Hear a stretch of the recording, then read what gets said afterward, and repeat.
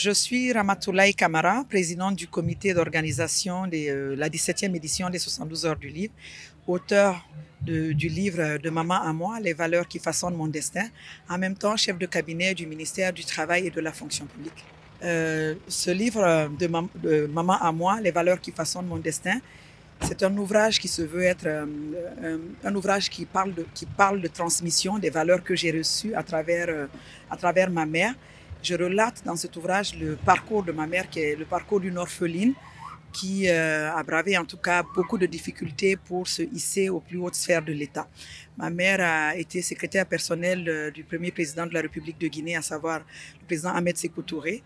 Et avant d'en arriver là, elle a dû à maintes reprises refuser le mariage forcé, parce que comme vous le savez, à l'époque, quand on arrivait à un certain âge, on voulait que les filles elles arrêtent les études d'ailleurs et qu'elles soient données en mariage.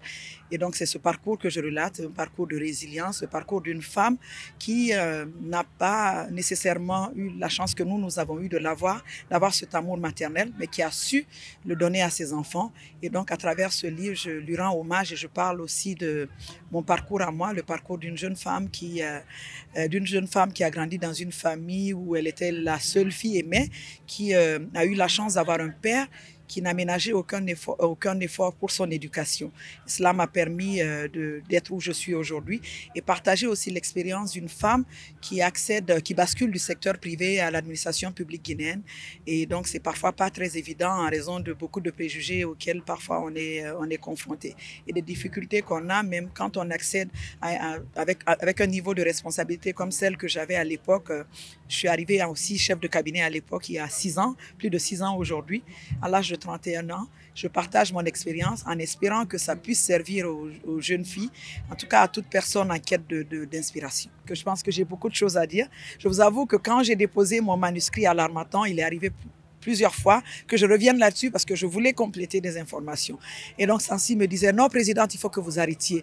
On sait que vous avez beaucoup de choses à dire et je suis convaincue que j'ai des choses que je souhaiterais partager parce que les femmes, l'objectif de cette édition d'ailleurs, la puissance féminine, c'est d'inciter les femmes à partager leur vécu, à partager en tout cas, à développer leur créativité.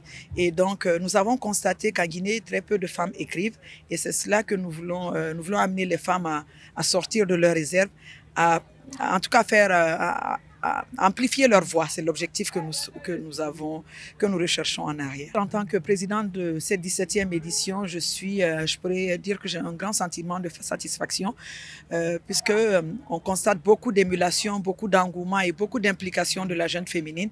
Et nous constatons aussi qu'il y a des ouvrages qui émergent ça et là, et ça c'est une très bonne chose. Et j'invite les femmes à continuer dans cette dynamique-là, parce que la puissance féminine, il est bien de la revendiquer, mais pour cela, il faut passer à l'action, il faut que nous-mêmes, on prenne nos destins en main, qu'on accepte de porter notre voix.